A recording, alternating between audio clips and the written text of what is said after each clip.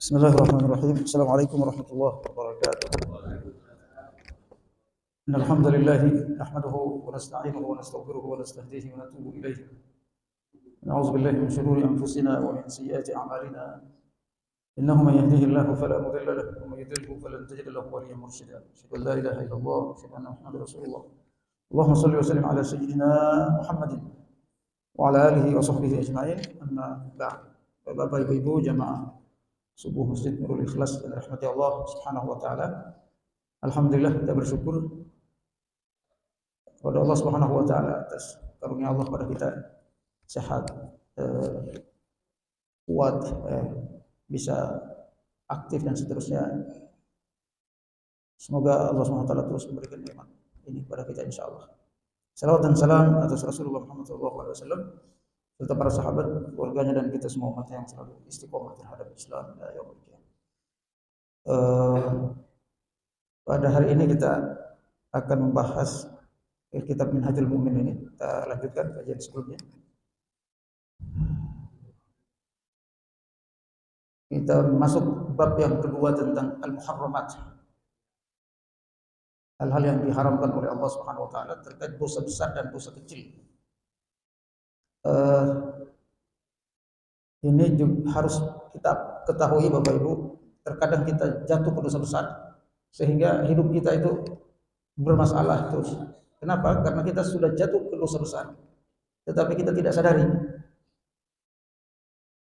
Saya pernah sampaikan di sini, dosa itu ada 4 macam Bapak Ibu sekalian. 4 level dosa. Ada dosa yang bisa membuat kita kafir.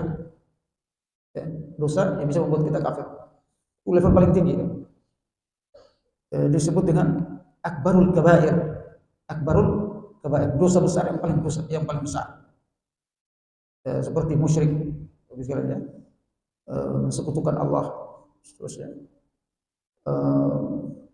Meninggalkan sholat dengan karena menganggap gak wajib. Meninggalkan zakat karena menganggap gak wajib. Ini masuk akbarul kabair. Dia masuk pada kekafiran, disepakati oleh para ulama kafir. Yang kedua ada namanya al-kabair, dosa besar. Nah, dosa besar ini tidak sampai masuk kafir, tetapi pelakunya kalau tidak bertobat lalu meninggal dunia masuk neraka jahanam. Tidak kafir, tapi pelakunya masuk neraka jahanam ketika melakukan dosa itu kalau tidak bertobat. Baru kemudian as-saghair, dosa-dosa kecil. Nah, kita yang pelajari ini Bapak Ibu sekalian, akbarul kabair dan al-kabair yang kita akan pelajari insyaallah. Nah, kalau jatuh pada al-kabair, dia tidak sengaja. Akbarul kabair yang sudah kafir tadi Bapak Ibu sekalian. Bagaimana dia berdoa? Enggak akan dikabulkan, orang sudah kufur. Enggak ada lagi hubungannya dengan Allah SWT. Dia tidak punya cantolan lagi dengan Allah, kan? Imannya hilang. Kufur itu iman hilang, lepas. Pada titik ini dia berdoa, bermohon rahmat, apa semua enggak dapat. Sementara dia menganggap dia masih beriman, masih muslim.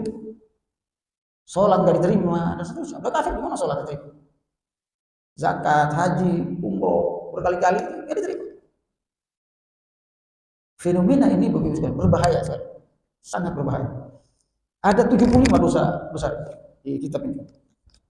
Tentunya tidak semua hari ini kita bahas ya Bapak sekalian. Nah, yang pertama, dosa besar yang pertama itu ada namanya tarkus sholat, meninggalkan sholat. Ini berbeda pendapat ulama mazhab 4, khususnya mazhab 4.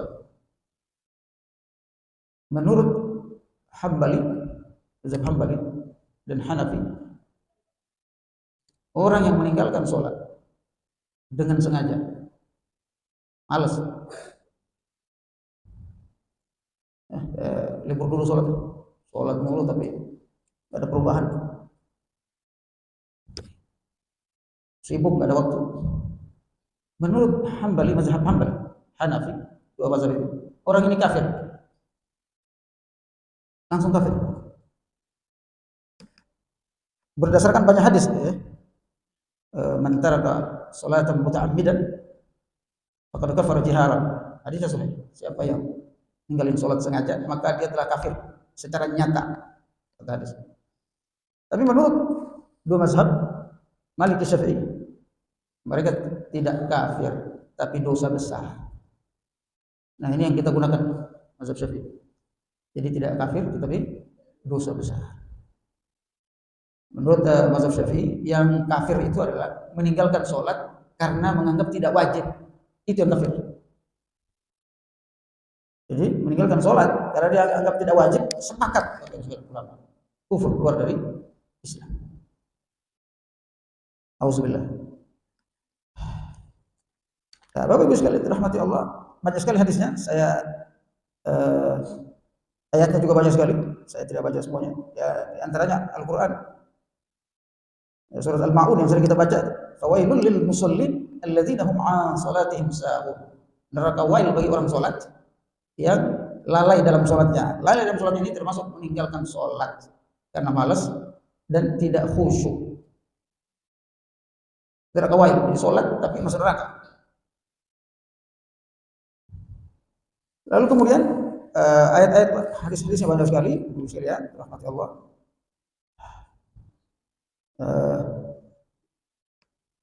Di antaranya ayat juga termasuk Al-Mudaththir yang sering kita baca.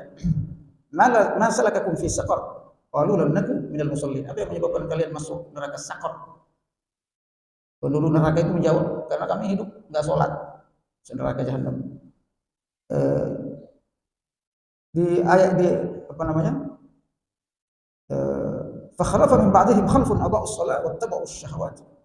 Fasawfa yalqawna ghayya. Banyak sekali ayatnya yang mengancam orang meninggalkan salat itu masuk neraka jahanam.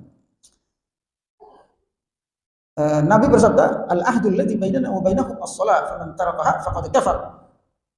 Hadis riwayat Ahmad, Tirmizi dan An-Nasa'i, hadis sahih.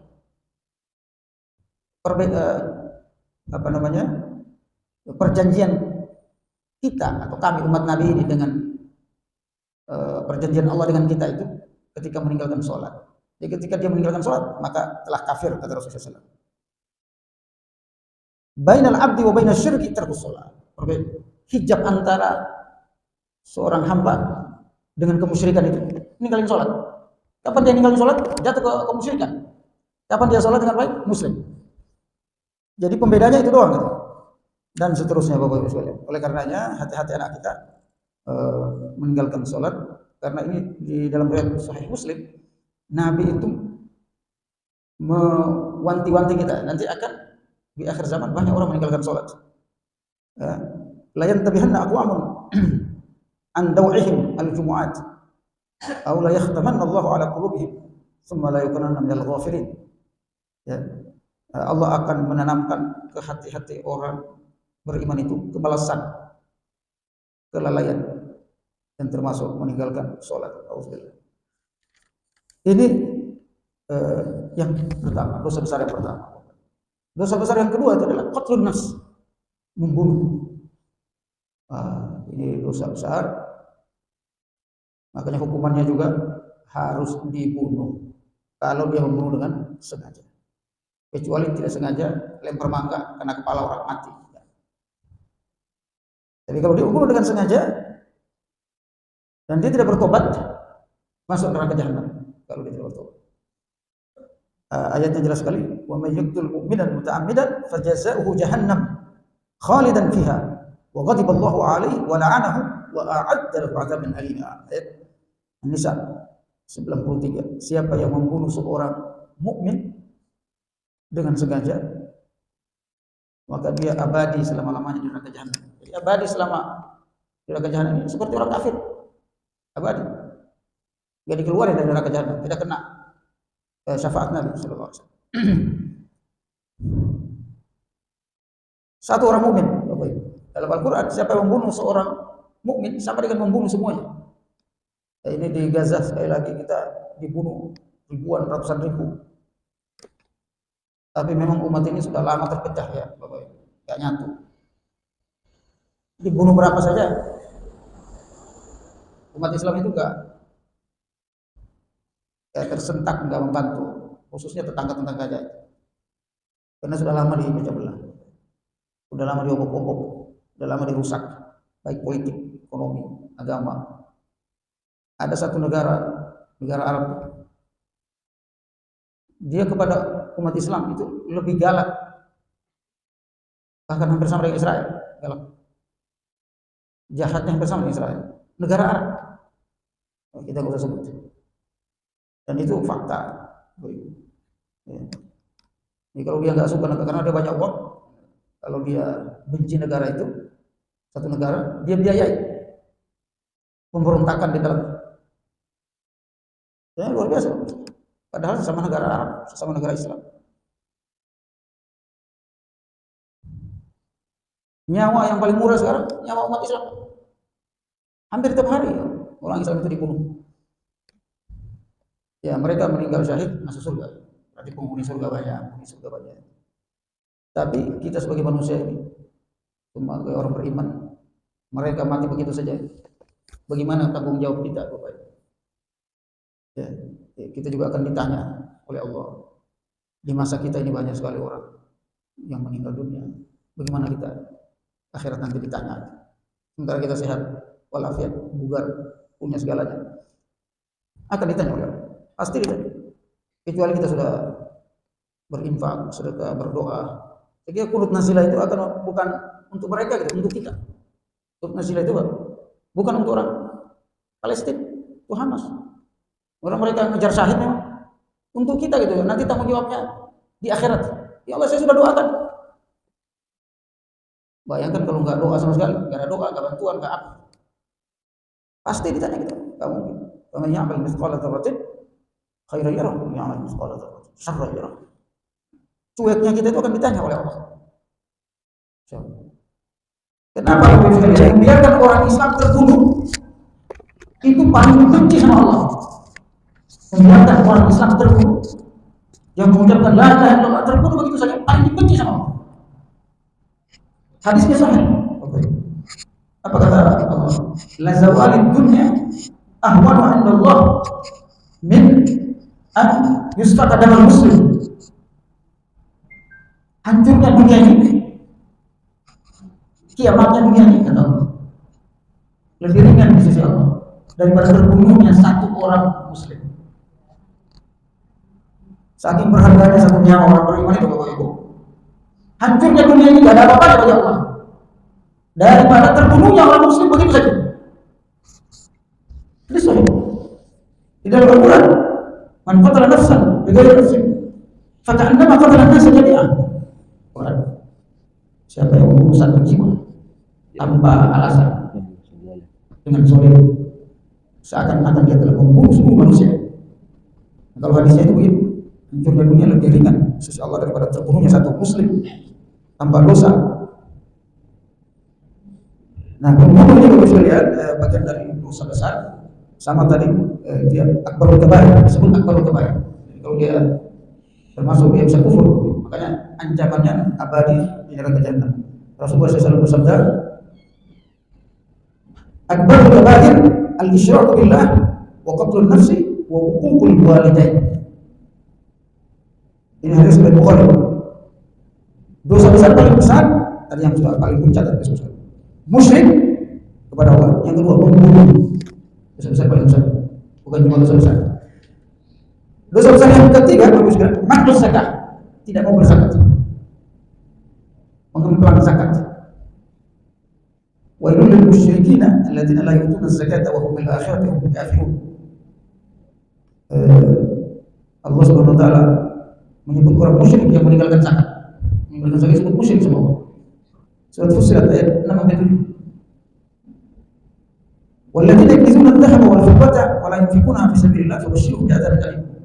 Orang yang tidak berzakat karena pelit, ancamannya neraka jahanam.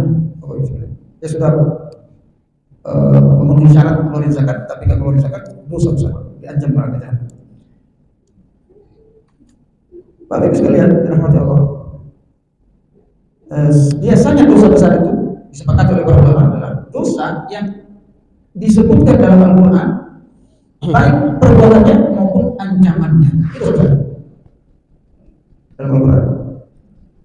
Yang keempat, Bapak Ibu sekalian, dosa besar yang keempat, uququl walidain, durhaka sama kedua orang tua. Ini juga dosa besar. Dosa besar paling besar. Bisa masuk ke kufur. Dosa besar paling besar bisa masuk ke kufur. Padahal durhaka sama orang tua. Bukan sama Allah, sama orang tua.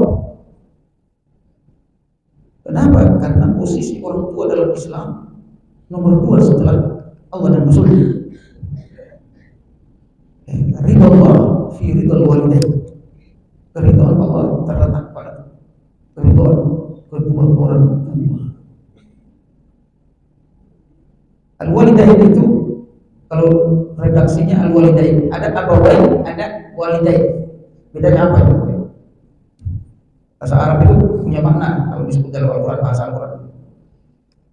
Wabil walidain ihsana. Walidain itu adalah kedua orang tua, tapi lebih dominan ibu. Kalau pakai walidain, berkata walad. Kenapa? Walada itu melahirkan. Yang melahirkan bapak apa? Ibu. Jadi kalau Allah sebut walidain, kedua orang tua dengan kata walad, berarti dominan ibu. Maka hati-hati doa sama ibu. Dan biasanya doa yang paling makbul itu kepada anaknya doa ibu. Tapi kalau masalah mendidik, menafkahi, itu biasanya redaksinya tuh abawain, kedua orang tua, tapi dominan bapak.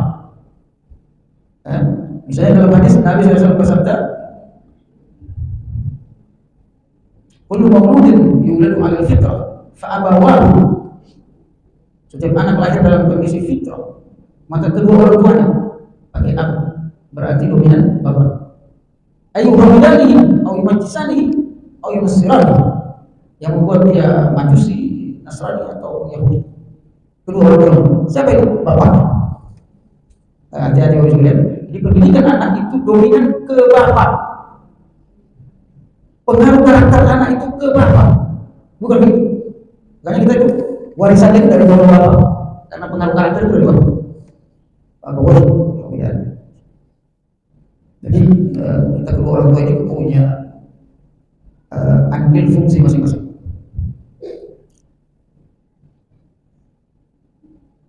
Al-walid awsatu abwabil jannah, fa in syi'ta fakhfar wa in syi'ta fatayya. Ini hadis riwayat Ahmad. Kedua orang tua itu kata Rasulullah pusarnya surga, tengahnya surga. Kalau mau masuk surga, ya perbaiki hubungan dengan orang tua. Kalau mau masuk neraka, ya nggak usah, lalaikan saja. Jadi seakan-akan kunci surga itu orang tua. Ini bagi yang punya masih punya orang tua, kalau kunci surga masih ada. Yang kelima Bapak sekalian, oh ternyata sudah ya.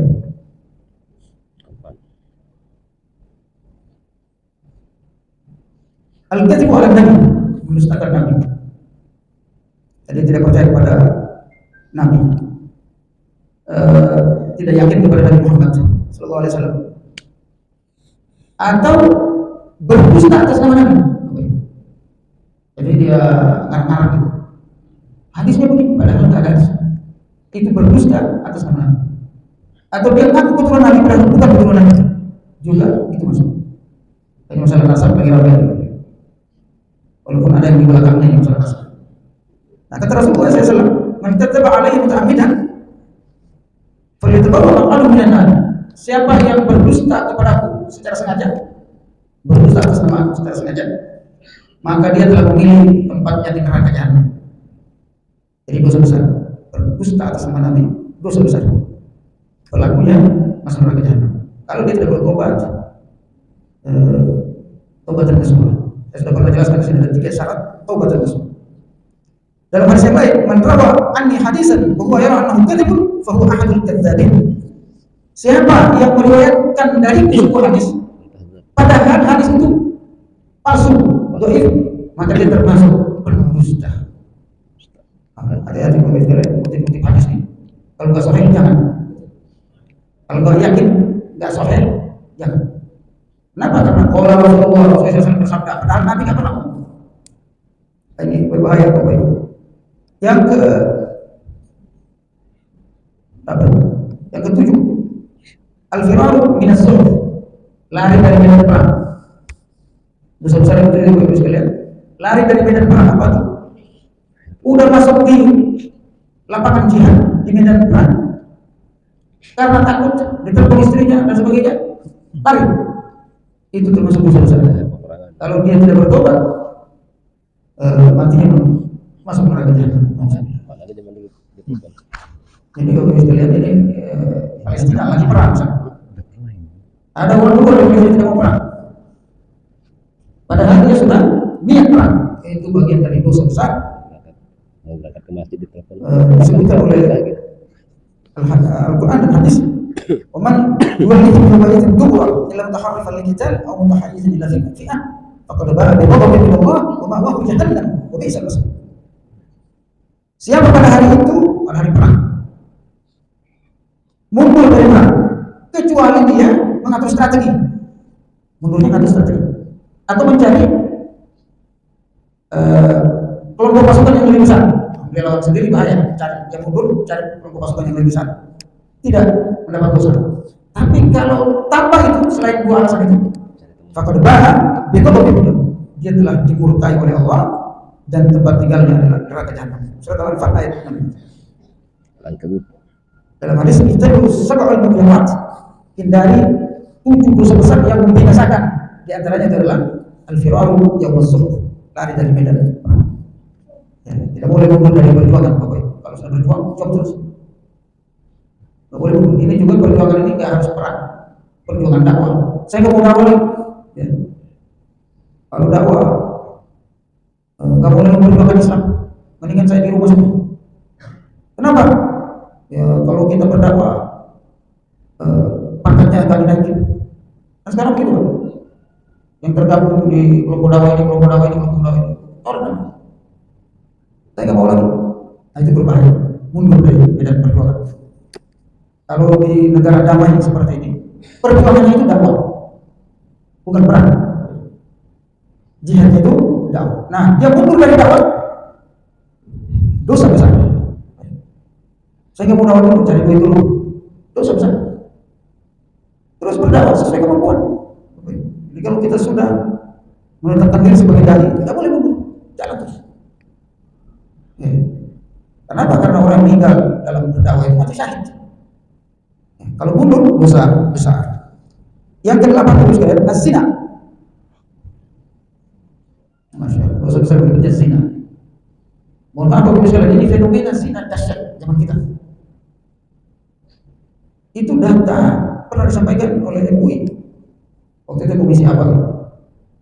Anak SMA itu rata-rata 60% sudah melakukan zina. SMA. SMP sekian persen, SD sekian persen. Ya bagaimana di atas itu? Alhamdulillah. Dan ini dosa besarnya luar biasa. Pelakunya itu dikutuk oleh Allah SWT. Pelaku zina itu sekarang dikutuk oleh Allah. Tidak ada rahmat. Kalau dikutuk itu nggak dikasih rahmat. Itu agama boleh nggak bisa dekat sama Allah. Hati rusak. Makanya disebut zina itu dalam Al-Quran fahisyah, kejahatan. Fahisyah itu kejahatan yang menjijikan. Fahisyah. Allah berfirman, "Wala taqrabu zina innahu kana fahisyah wa sa'a sabila." Dan jalan yang paling buruk. Jalan yang paling buruk itu zina.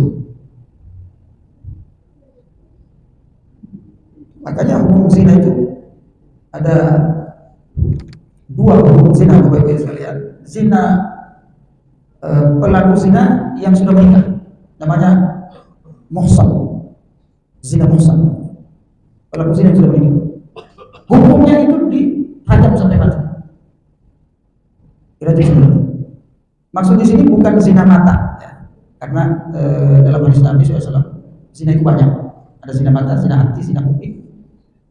Dengar maksiat, zina kuping. Lihat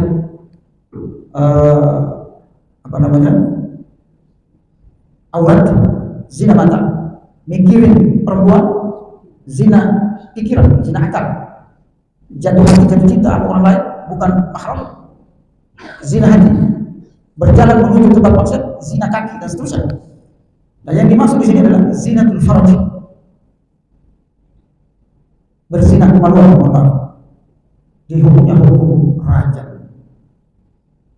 Dilempar sampai mati oleh masyarakat. Jadi semua ditanam ya, di setengah badannya, lalu disaksikan oleh masyarakat, dilempar bareng-bareng sampai mati. Ini penderitaan yang luar biasa. Saking umumnya perbuatan. Yang kedua, zina ghairu muhsan, zina yang belum menikah, bujangan sama gadis. Hukumnya dicambuk 100 kali. Bukan cambuk biasa, cambuk dari kulit 100 kali. Dan yang cambuk itu bukan orang tuanya, yang cambuk itu al-budu. Jadi 2,5 mati, Pak. Jadi hukum zina ini berat sekali. Agar supaya kita tinggalkan zina. Nah, cambuk kita itu sini itu merajalela, Pak. Bahkan ada istilah hari ini, nggak selingkuh. Ada istilah itu.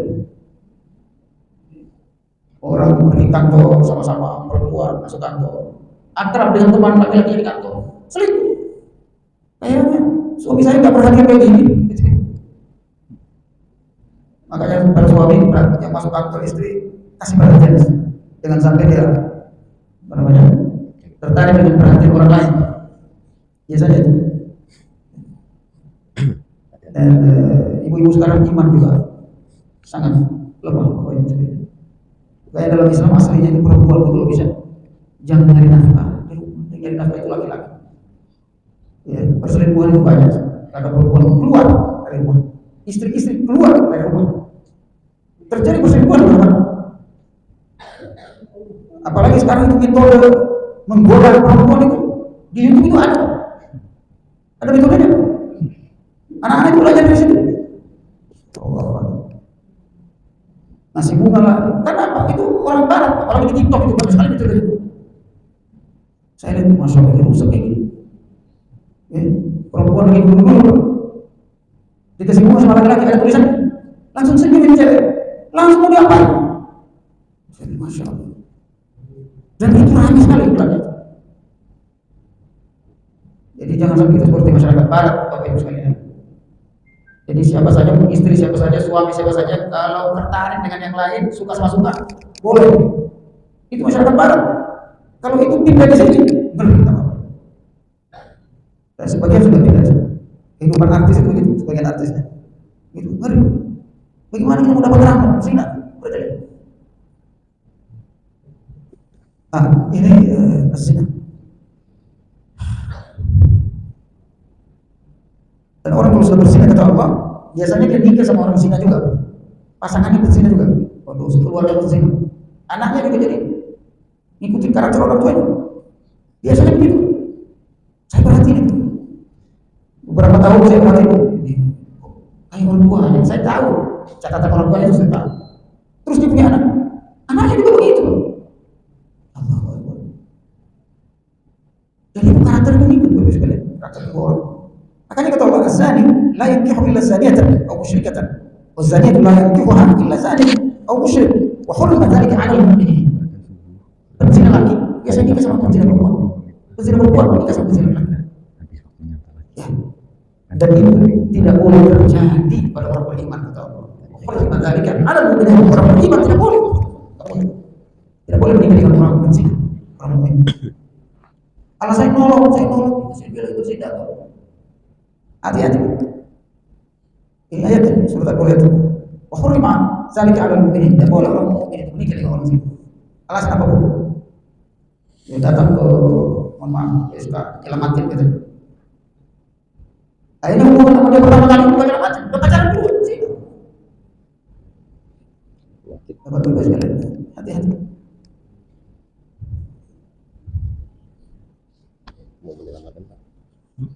Suatu ketika Nabi SAW ditanya oleh Rasul, apa perbuatan yang paling dosa yang paling besar, yang paling menyakitkan, yang paling berbahaya? Kata Rasulullah SAW, engkau membuat sekutu pada Allah.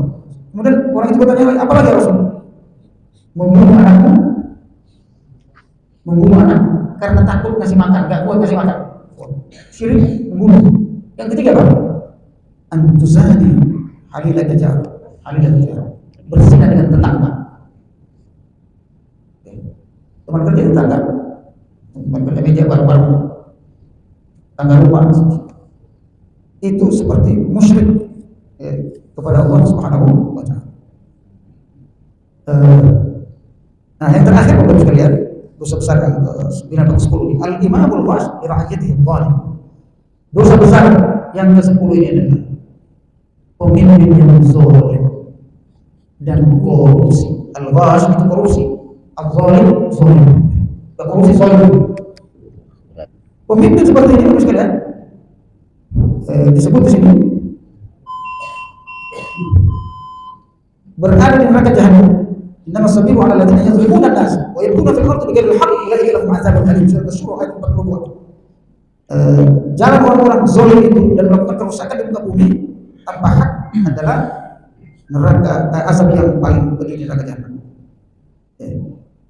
Di ayat yang lain surat Al-Maidah itu disebut dilaknat oleh Allah. Man ghasyana falaysa minna, siapa yang korupsi bukan dari umatku, kata Rasulullah SAW. As-sulmu zulmatun yaumil qiyamah. Kezaliman itu kegelapan di hari kiamat. Ada sebuah hadis Bapak Ibu sekalian yang mengerikan terkait bukan hadis ya, kesepakatan empat mazhab tentang hukum koruptor. Ternyata koruptor itu Bapak Ibu sekalian tidak masuk ke hukum pencuri, masuk ke hukum al-qasab. Qasab itu Bapak Ibu sekalian masuk hukum perampokan. Merampok dan mencuri itu beda hukumnya dalam Islam. Kalau mencuri potong tangan, kalau merampok itu 3 hukumnya. Kata Allah SWT dalam Al-Quran, ya, pertama ayu qatal, dibunuh. Yang kedua au yusallabu, disalib. Pak hidup disalib. Dan yang ketiga au yunfaru minal ardh, dihilangin dari bumi, dibuang. Jadi merampok itu sekalian yang korupsi masuk hukum itu masuknya ke perampokan, bukan pencurian, bukan kesariah, tetapi al-khasab. Sepakat ulama 4 mazhab, mereka dibunuh saya dan disalib. Apa itu merampok dalam Islam? Mengambil secara besar-besaran, ya, dengan kelompok ekonominya, uang orang lain atau orang lain. Kalau mencuri itu sekalian, dia mengambil secara terbatas saja, secara sembunyi-sembunyi, itu mencuri. Kalau al-qasab itu mengambil secara terang-terangan dan berkelompok, direncanakan dan seterusnya, itu merampok. Apalagi pakai senjata sama. Nah, Bapak Ibu, semoga dosa besar kita jauhi dari kehidupan kita, insyaallah. Semoga dosa besar, insyaallah. Kita lanjutkan pada bahasan berikutnya. Kalau ada yang ditanyakan silakan. Ya. Bertanya atau menambah. Assalamualaikum warahmatullahi wabarakatuh. Waalaikumsalam. Tadi menarik bagi mereka yang meninggalkan sholat termasuk golongan dosa besar. Terkait dengan ini, ahli kitab, rabi-rabi dari Yahudi, mereka beriman, mereka bersunat, mereka bersahadat. Sahadatnya juga di perjanjian lama itu adalah mengenal satu-satunya Tuhan dan Mesias, mengenal Mesias sebagai utusan. Jadi kelihatan mirip sekali. Bahkan disebut juga sebagai agama yang seperti kayak Muslim begitu. Nah, padahal dia nggak sholat seperti Islam seperti kita di sini. Nah, apakah mereka ini termasuk dosa besar? Karena di Al-Quran dinyatakan bahwa nanti saya yang akan menentukan apakah mereka masuk neraka apa masuk surga. Nah, ini barangkali agak mustahil, jadi agak bingung itu ya di dalam Al-Quran. Mohon maaf kalau pertanyaan salah. Bagus sekali. Ada yang lain? Atau saya jawab dulu? Setelah nanti Bapak. Saya jawab. Yahudi, apapun alasannya, dan Nasrani disepakati oleh para ulama, hampir sepakat, di kalangan sahabat juga menjelaskan, termasuk Ibnu Mas'ud radhiyallahu anhu. Yahudi dan Nasrani itu tidak lagi masuk ahlul kitab karena kitab mereka sudah berubah. Sehingga mereka bisa masuk pada golongan musyrik. Golongan musyrik. Mereka yang musyrik jelas tempatnya neraka jahanam. Yang kedua, Yahudi yang masih mengaku beriman pada Allah atau Yahweh bahasa mereka. Tidak, karena ada Yahudi itu ada beberapa macam juga, ada 12 kalau salah Yahudi itu. Nasrani juga ada beberapa. Nasrani juga itu ada hanya menyembah Allah, tidak menyembah Yesus. Kristen Ortodoks, dia tidak menyembah Yesus. Salib dan seterusnya itu kan dibuat-buat sama Paulus. Dia ikut perjanjian lama, perjanjian baru itu Paulus. Perjanjian lama itu justru Yesus itu bukan Tuhan. Ya, karena tidak ada Yesus mengaku Tuhan. Nah, bagaimana mereka posisinya? Orang ini menyembah Allah tapi tidak mengikuti syariat Islam, tidak mengikuti Nabi Muhammad, tapi dia menyembah Allah. Masih disebut musyrik, tidak termasuk Islam. Kenapa? Syarat menjadi Muslim, Bapak Ibu, mengucapkan syahadat. Syahadat kita apa? Asyhadu an la ilaha illallah wa asyhadu anna mereka tidak mengakui Muhammad. Selama tidak mengakui Muhammad, kalau boleh mengaku Allah, maka dia tidak disebut Muslim, tidak disebut Islam. Yang tidak Islam dan Muslim tidak bisa masuk surga. Mereka kafir atau musyrik, musyrik dalam dua. Itu sudah disepakati. Kecuali ahli kitab, Bapak Ibu, sebelum ada perbedaan pendapat tentang sembelihan ahli kitab, bukan masalah dia masuk surga masalah sembelihan ahli kitab. Bagaimana sembelihannya? Apakah boleh dimakan atau tidak? Ahli kitab itu dia mengikuti Taurat asli, mengikuti Injil asli, kitab asli. Tapi dia tidak boleh makan. Sembelihan boleh kan? Sebagian besar ulama membolehkan sembelihan ahli kitab. Halal gitu. Karena dia menyebut nama Allah Bismillah, ada nama Muhammad Bismillah. Sembelihan halal bagi. Tetapi bagaimana menikahi non ahli kitab? Menikahi boleh tidak? Sebagian besar ulama tidak membolehkan, Bapak Ibu. Kenapa? Karena syariat nikahnya juga beda. Mereka juga yang kedua ahli kitabnya juga diragukan apakah mereka benar-benar ahli kitab. Sementara kitabnya sudah banyak berubah. Sehingga untuk hati-hati tidak boleh. Kecuali dia masuk Islam. Bersyahadat tidak boleh. Allah a'lam bishawab. Silakan. Jauh. Assalamualaikum warahmatullahi wabarakatuh. Beberapa waktu yang lalu Indonesia kedatangan tamu dari Vatikan. Ada salah satu ulama besar di Indonesia mencium kepalanya kepala Vatikan itu. Nah, ini bagaimana menyikapi seperti ini, Pak Ustadz? Apakah memang itu juga termasuk dosa besar? Demikian, terima kasih. Wassalamualaikum warahmatullahi wabarakatuh. Ya, bagus sekali. Tapi saya sudah pernah saya sampaikan di sini. Di khutbah Jumat. Kalau mencium kepala orang kafir karena kasih sayang, karena keakraban cinta, maka itu bisa masuk kepada kufur. Bisa masuk kepada kekufuran berdasarkan beberapa ayat dalam surah, termasuk surah Al-Mumtahanah ayat 1. Ya ayyuhalladzina amanu la tattakhidhu aduwwi wa aduwwakum awliya'a min dunil mu'minin tulquna ilaihim bil mawaddah wa qad kafaru bima ja'akum minal haqq. Wahai orang beriman, jangan kalian memberikan loyalitas kepada musuhmu dan musuhmu, menjadikan orang kafir musuhmu dan musuhmu, maksudnya orang kafir, menjadikan musuhmu dan musuhmu sebagai pelindung teman setia yang kalian berikan kasih sayang kepadanya. Ditekankan lagi, kalian berikan kasih sayang. Kira-kira aku nyium kening kepala itu pakai kasih sayang apa kan? Ada yang orang tuanya masih kafir. Bapak Ibu sekalian, kalau salaman begini belum tentu. Tapi kalau cium kepala untuk orang Arab, itu sayang banget, hormat banget, cinta banget. Kalau orang Arab cium kepala, orang Arab, ini kalau cinta banget, hormat banget, biasanya dia dari jauh sudah begini tangannya. Maksudnya cium kepala bukan cium tangan, kalau cium tangan begini di atas. Itu memberikan kasih sayang, loyalitas, Pak. Kalau sudah seperti itu, menurut ayat ini, kufur. Waqad kafaru bima ja'akum minal haqq, karena mereka sudah kafir terhadap apa yang didatangkan kepada kalian, maksudnya Al-Quran. Kafir kepada Nabi Muhammad. Kenapa kalian begini? Di ayat yang lain minimal dia munafik. Orang yang berkasih sayang dengan orang kafir munafik.